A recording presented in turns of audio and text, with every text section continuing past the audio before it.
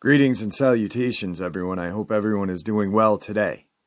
Today I have a subscriber who is going to come on and share some events that are going on right now in Tazewell County, Virginia. Before we get into this upload, though, a couple links. As you know, I rely on my Patreon, my PayPal, and my merch store to help the channel to continue to grow and go. Those links are in the description below. Also, Dogman, Frightening Encounters, Volume 1, 2, and 3, the audiobook version, written by Tom Lyons, narrated and produced by me, Jeffrey Nadolny, available on Audible, Amazon, and iTunes. The links to those books are in the description as well. Now, I've taken enough of your time. Let's get on with today's upload. Shall we? All right, everybody. Tonight, I have a special guest. He's been on a couple of times. I have our friend DJ from Virginia, and he's got a couple interesting things he wants to share with us. So, DJ, how are you? I'm pretty good, Jeff. How are you? I'm doing well. Thank you for taking some of your time out of your day to come on and share stuff with us. What do you got to share? Yeah, you sent me a picture. There's a friend of mine down here that has been doing a little investigating on his side, and like you said, I sent you the picture. And he's a friend of mine, a good friend. He's retired military, not just enlisted, but he retired from the military, and he's been doing some Bigfoot hunting down here, and he set up a camp deep far in the woods, and he was up there the other day, and the wind had slowed down. He said it was real quiet, and he got to looking around and thought he'd be feeling like he'd being watched. Well, he turned around and looked all around and never seen nothing. He took 2 more steps and come around the tree and took another look, and he seen what he was being watched by. It was a Dogman. And, a lot of people can say or doubt what they want about, these cryptids existing, but he did get a picture. And I think I've done sent you the picture, and if you want to put it out there for people to see, it was a Dogman. There's no doubt. I mean, I pulled up close. I'm sure you've examined it. And he thought that with his military experience, the man has been in every conflict, the U.S. has been involved in since, he retired about 5, 6 years ago. So he is very schooled at disappearance and tracking and being unseen and unheard. Well, he tried to flank this Dogman, and he got 13 steps. Maybe he turned around and looked, and it was gone. Not a sound, not a smell, didn't see nothing. Just like somebody had turned a magic wand, and it was gone. Wow. And he come out of the mountain and said that he was going to go back that night. He went back that evening, and I reckon it had really disturbed his camp. I mean, tore things up, shredded stuff. And he stayed up there that night. He put everything back together, but he never heard nothing from there on out, never seen nothing. And I told him, that what I know of them, if they spot you, they're there, and they're not going to be there anymore as you are unless they want you to see them and want you to know that they're there.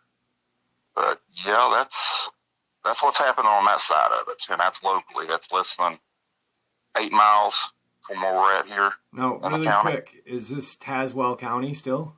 Yeah, this is Tazwell County. Okay. As it goes into the county. Because I had I know you listen to all the shows, but I had the guest on that was from Tazwell, and he was talking about the cave on 460. Right. Now, how close to that area was that?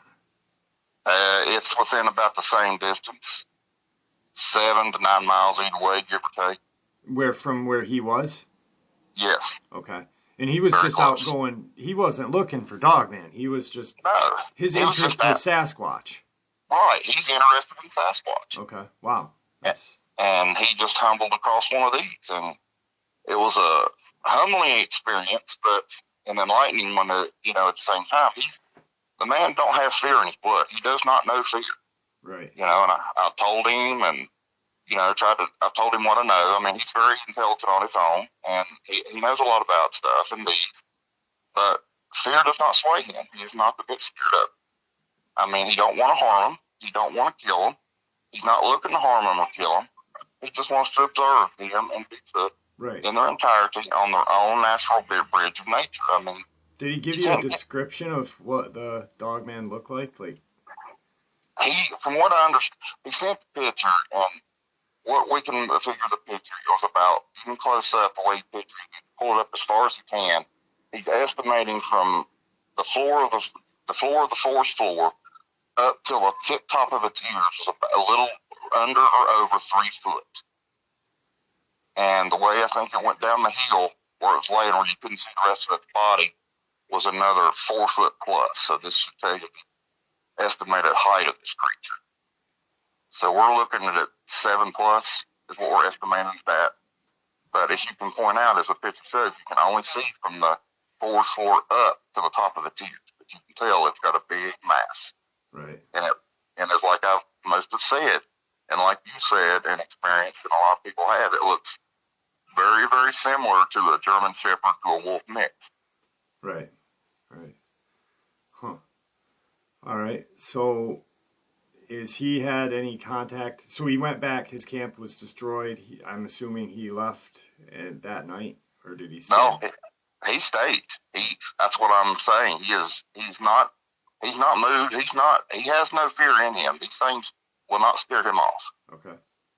And he has heard howls. He's heard noises that he said he's not familiar with. He's heard tree knocks. And he's also heard what he thinks is hoots and hollers from Bigfoot. So he's got a little bit of everything going on up there where he's at. All right. I'd like to give his name, but I can't. He's a good friend of mine, but he did not give me permission to share his name, so I wouldn't do him like that. Right. I can't. See if he wants to come on anonymously. I will. I'll get the word out to him and see what he wants to do on that end. All right. Talk about some of his Sasquatch experiences as well. I'd like to hear some more about that too. Some of his investigations. That'd be great. Now, he's good. What else you got cooking in Tazewell County? Well, as you remember previously, a previous story, a friend of mine's brother was crossbow hunting down on their family farm on the other end of Tazewell earlier on in the autumn. Most of your viewers, including myself, remember.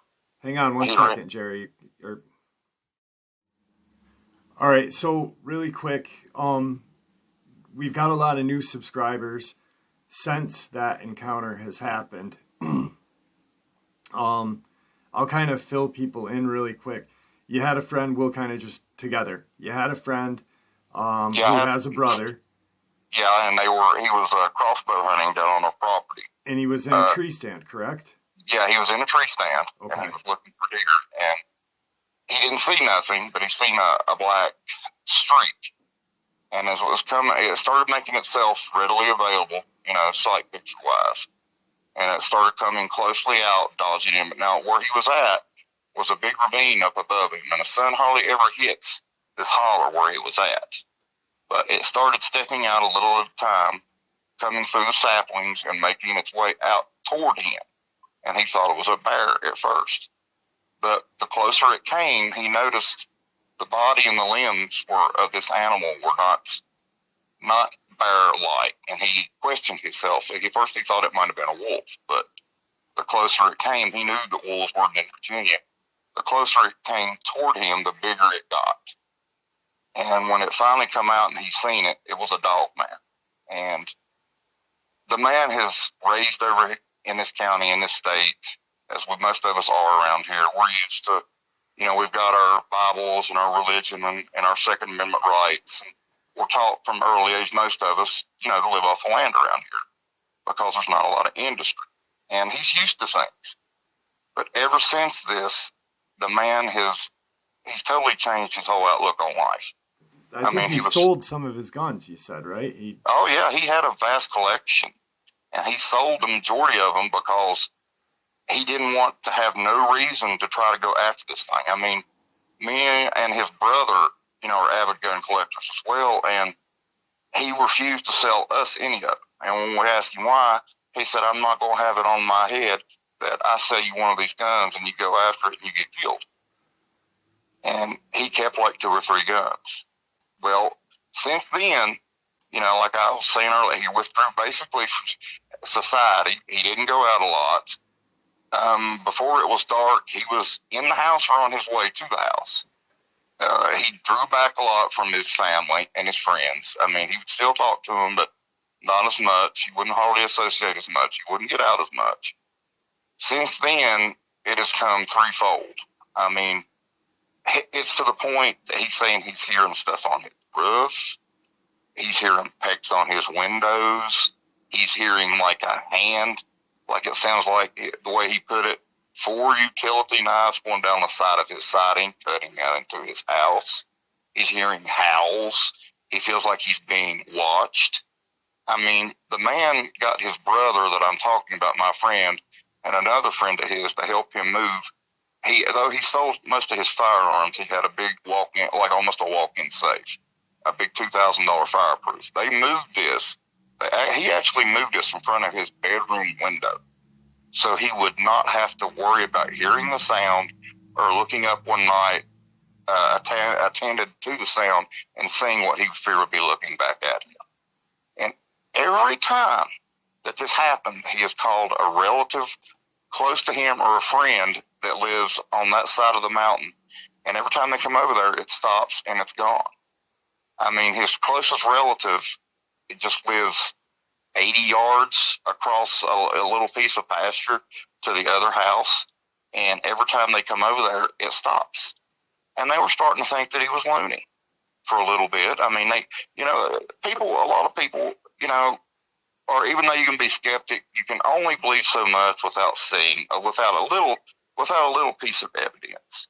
But what finally started making him see that he was telling the truth was on the other side of the house.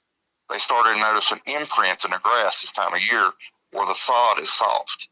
There was prints pushed down about 1.5 inches in 2 different places, evidently where it has jumped off the top of the house and landed. One of them you could see was pushed down one. You couldn't really see a decent impression. The other, where it came down, it actually landed with the heel, the part of the paw, in the mud that left a print, and the toes and the toenails touched down in a piece where there was no grass but fresh mud from drifting off the house from moisture. And you could see it all. It looks like a big, huge wolf track, but it's so big, it was like 4 3/4 inches across and almost 6.5 inches long. And the impression that it left in the dirt, it went down almost 2 inches. So that would tell you, I guess, the estimation of the weight of this creature. And then on closer observation, it hasn't cut the siding, but you can see streaks or something grayish black. It looked like, I guess you would say, a pencil lead has went down the side of his house. Like, I guess you would say a person would try to hold. It's like holding 4 thumb or 2 pencils in between your hand. It looks like a slate mark, but it's so wide and so far across. The distance between these digits, oh my goodness, is at least 2.5 inches apart. And when they start to finish, you can see the length in the fingers from like our index finger, or ring finger, or pinky, and it goes down his house. And then after they paid closer attention, the window that he kept hearing us pecking, you can see several, it would look like what you would think. I guess you kept taking a match and kept tapping a piece of window, it'd leave a print. Yeah. And as it goes down, they tried to wipe it off, but it's not actually print, it's scratches. And it's poked several tiny holes through the screen and into the window. So he don't know what he's going to do. He don't know how to go about it. I've recommended a few things, and, like a lot of people, install motion lights at night. Keep a loud trauma phone around if you can, or a thing that you blow at halftime, an air horn. But the problem is, he don't want to have to go outside to try to implement any of these. And his family's helping him, they're coaching him. But a lot of it stems from his mother. His mother is a super person. She's great. And she's really done a hell of a job. And I'm not ashamed to say, raising these children into men. But she has, part of her family is Native American. One of her best friends was a very, very close relative of her name, and her name was, not mistaken, Lucille. And their I think their grandmother was a full-blooded Native American. And she has a lot of stories about these things. Not just folklore, but, relatives from the past that have run-ins with these things in Virginia.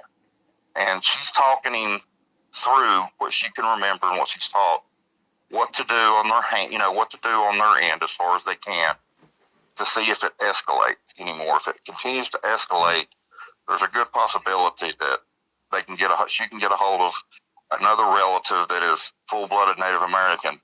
And I think they still have, like they have Native American tribes that they still have contact with, and they're going to bring in, I guess, a holy man if it keeps up, or somebody to bless the property, because he's totally out of his wits. He's talking about moving completely out of where he's from and moving to a place where it's, I guess you would call it concrete jungle, nothing but lights, sirens, and noise around him. And this is totally not like him. Right. And from what his mother is telling him and what she can remember, her relative Lucille told her as they were young. See, his mother seen one years ago, way before this one was born. My best friend, he was a youngin' at the time, and she seen one walk in front of her car, and it said it just looked like it looked like a German Shepherd, showed no aggression, but estimated it's about over 7 foot tall. It just walked right across the road, right in front of her vehicle. So they don't scare her, but they really affect him.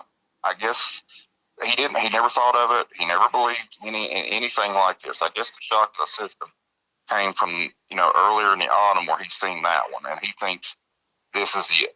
And, we've asked him, has he done anything to, intimidate this as he went back to the area where this is at? Has he, set traps or set fire to anything, or possibly made noise to, any way to attempt this attention to him in a negative way? And he's not set foot nowhere near it. We don't know if this is the same one or why is incurring its wrath. We have no idea if anything he has done to antagonize this creature, and he has not.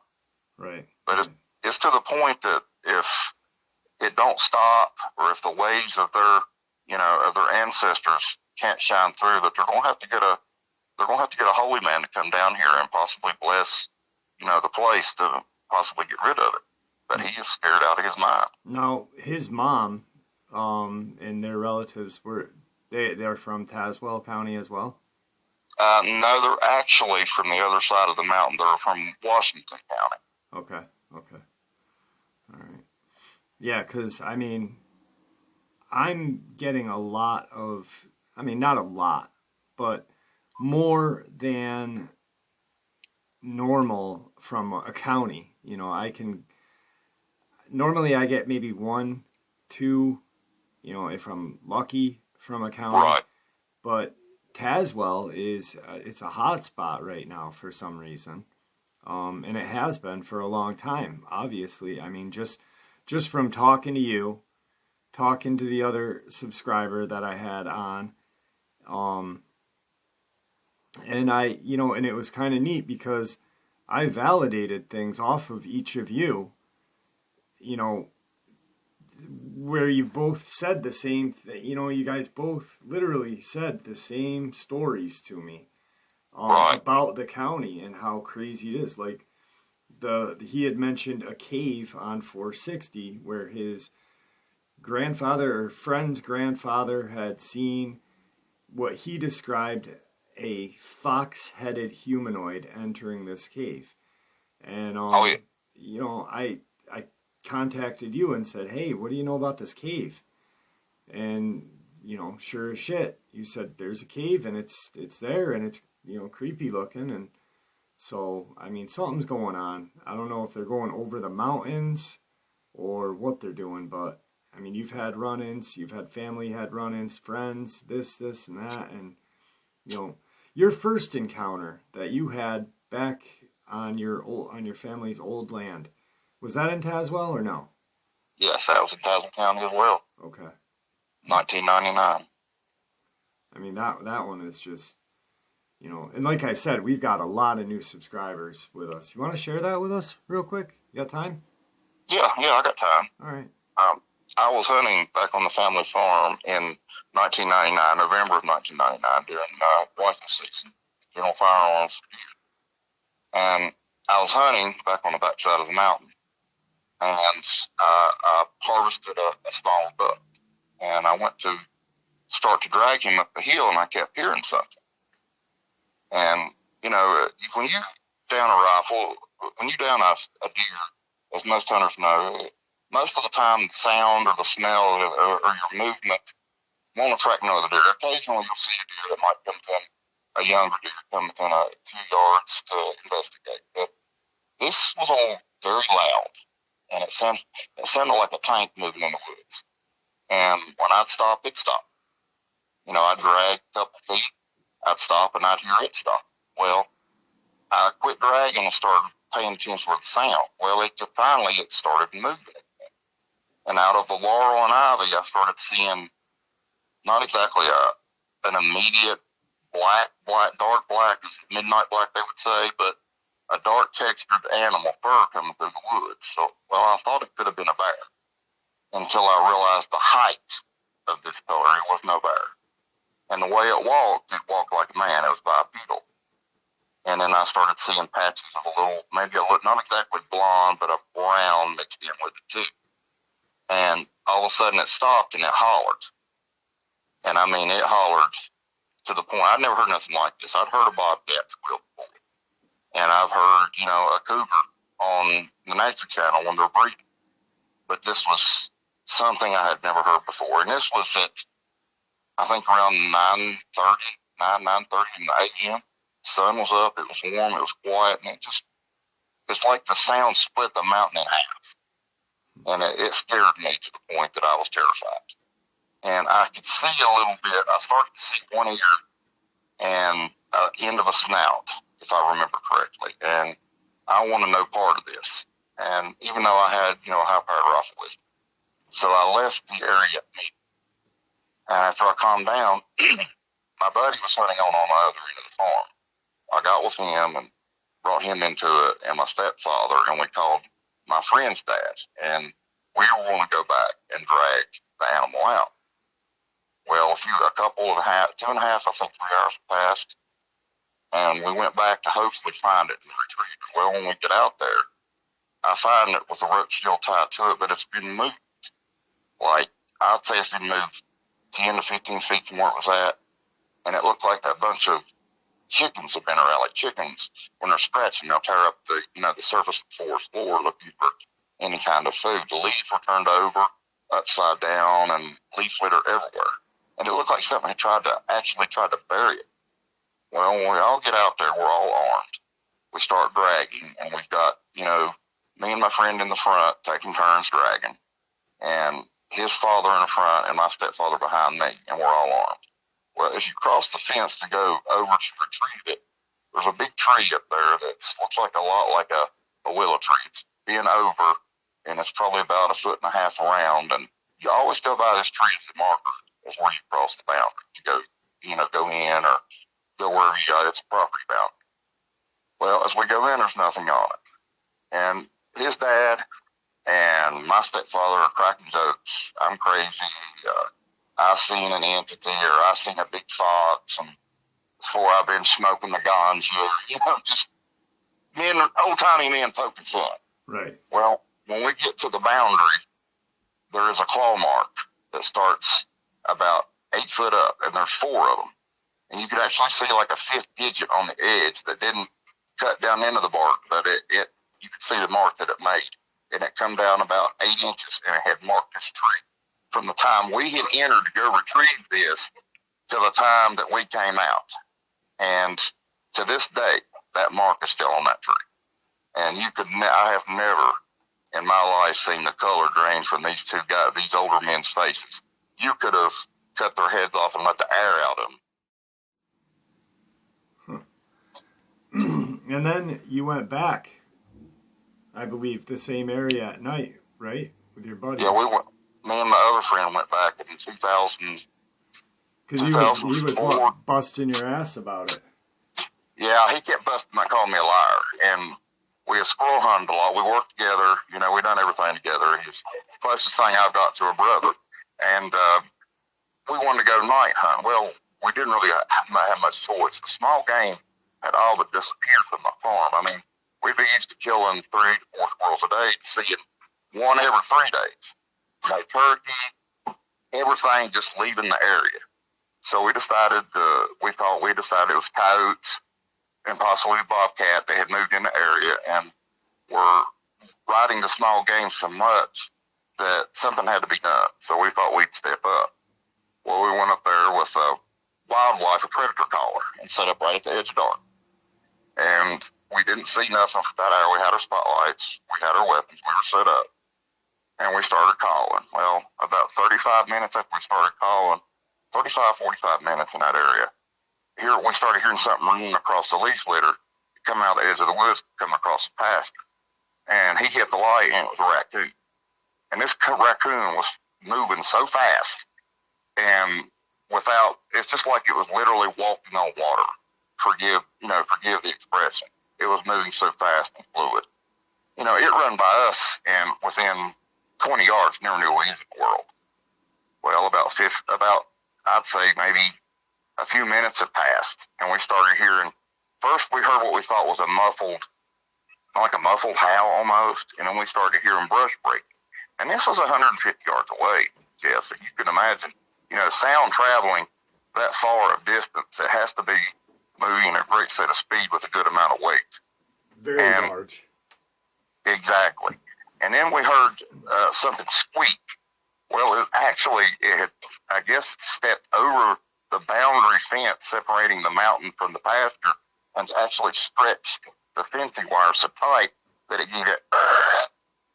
Well, when he got out there, he hit the light. And at about 90 yards, we seen what we thought was a big wolf. And I said, no, that ain't no wolf. And it stopped. Then all of a sudden, it started looking around, and from side to side, up and down, looking into the light. And then, as you can see, it's like a rabbit. If anybody's ever seen a rabbit, how they'll start to lift up real slow, you know, with their paws bent over right by their chest. Well, this thing started raising up, and it rose up, and he seen it.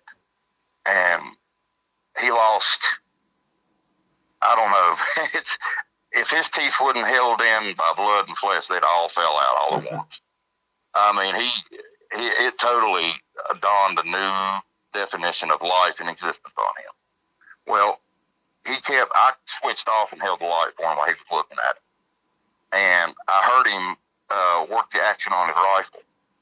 And he was getting ready to fire. When I looked over, I put my hand on him, pulled his gun. I said, don't do that. I don't know what we're doing. I don't know what'll happen. Let's don't.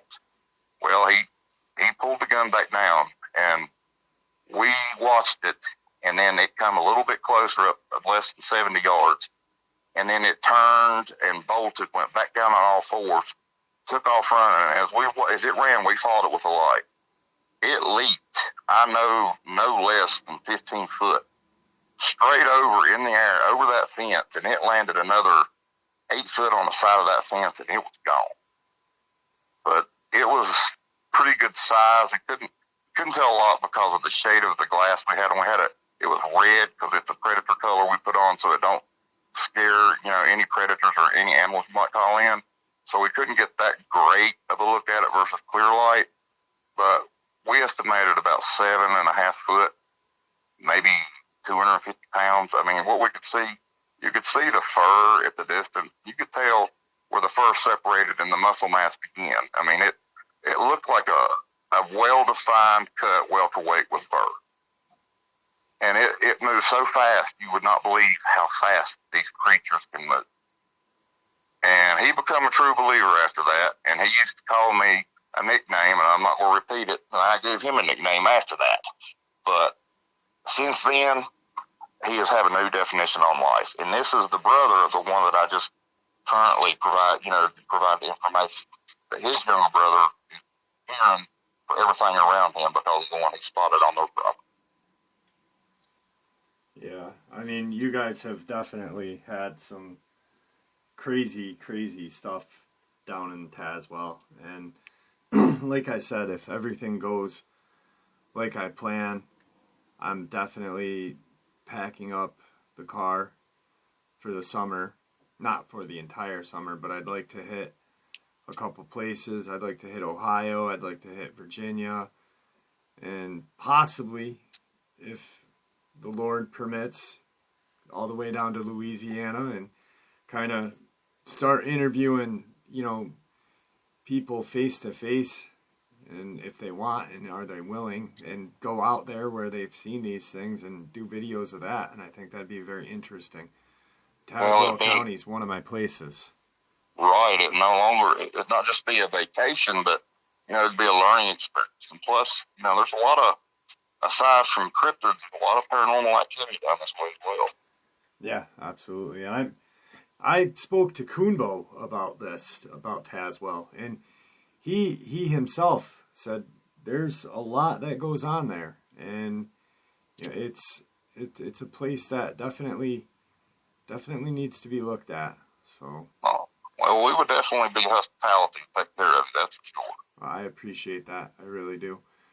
DJ, it's always great having you on. I appreciate you keeping me in the loop on all this stuff. And, I pray that your friend figures out what's going on. I'd really like to talk to your other friend there, the Sasquatch researcher. He's not a hunter, guys. He's a researcher. He does not, like DJ said, he doesn't want to shoot these things. He just wants to, watch them, analyze them, and check them out. And I'd really like to have him come on and share some of what, his investigative discoveries or, tales on the channel sometime. So let him know that, it'll be anonymous, and I'll respect whatever he wants to be respected. So I sure will. Well, my friend, it was great having you on. Is there anything you'd like to say? I just want to thank everybody for listening, and thank you, Jeff, for the platform you provide, and the pleasure is all mine. Well, thank you very much, and have a blessed day, my friend. You too, buddy. Take care. Bye-bye. All right, guys, like I said, Tazewell County is got some crazy stuff going on. I'm really not sure if it has anything to do with this cave on 460, which I've had 2 subscribers talk to me about. Actually, 3. 2 has appeared on the channel. 1 was in the comment section. So, 4, actually, Kunbo. So I'm really not sure what's going on. I know that it's a hotspot. It's possibly another hotspot like Taylor, Mississippi, but just starting to get hot. Who knows? Anyway, I hope you guys enjoyed today's upload. I'm going to continue with the historic events in the news of cryptids. And so thanks, guys, for really liking those. And with that, I'm going to bid you all farewell.